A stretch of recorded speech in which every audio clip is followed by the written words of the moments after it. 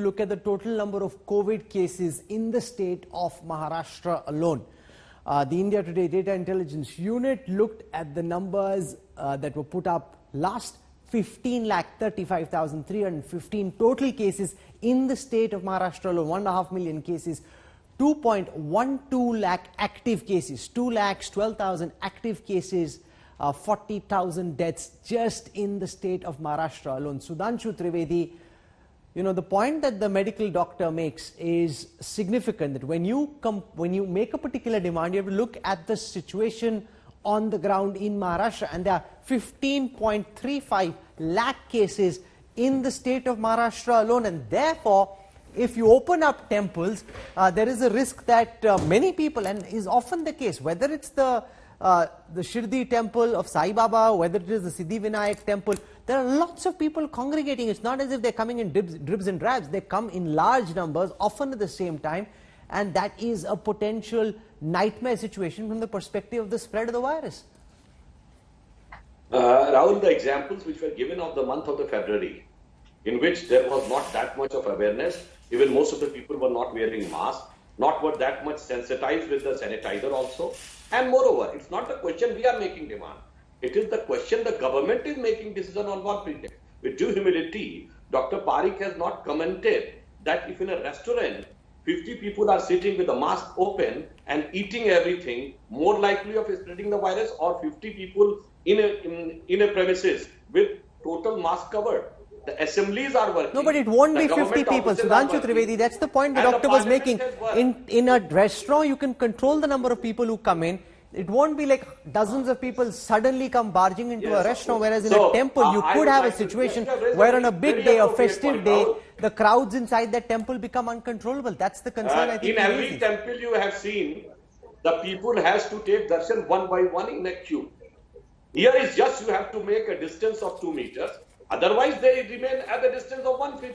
Okay, now you can make a distance of 2 Dr. meters. Rajesh Parikh, respond to Sudhanshu Trivedi. When you're sitting inside a temple, you have your mask down, and that's different and more dangerous than being inside a temple where your mask is up. But, Rahul, there is no equivalence in this sense that if we're doing something that is not medically advisable, we should therefore do something else. To say that, well, I did not bring up the restaurant example. We're not discussing restaurants. We're discussing something else today. And I kind of concur with what is being said, that there are two risky propositions. And sometimes you just have to weigh which is the riskier of the two and take the appropriate measures. If indeed things can be regulated, and that is demonstrated that it is regulated in the temples to the degree that it is regulated in restaurants, you need to measure the risks. You need to see where the infection is spreading and where it is not. Past data is very clear on that. Maybe we need to revisit the data and look at it in the future again. But, that will come at a price.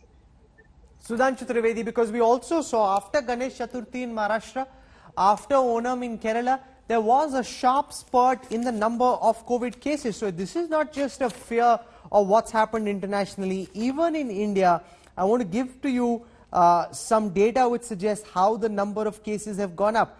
In the pre and post festival period, in Maharashtra, there was a 39% spurt in deaths.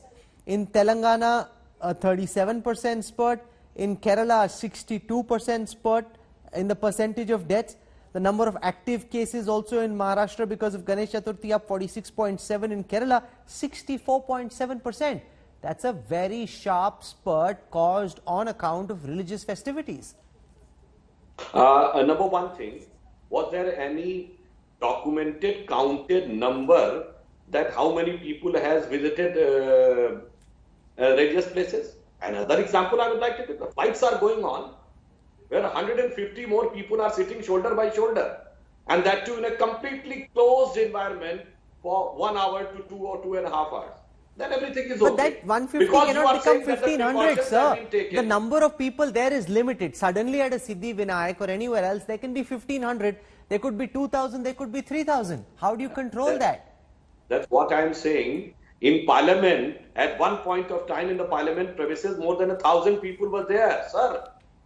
In any assembly, Like in UP Assembly, 425 people are there. If it is going on along with the staff, it's more than 1,000 people in one premises.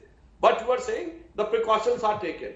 Exceptionally with temples like Siddhivinayak and other, in any other temple you go, at a time you will find less than 20, 30 people.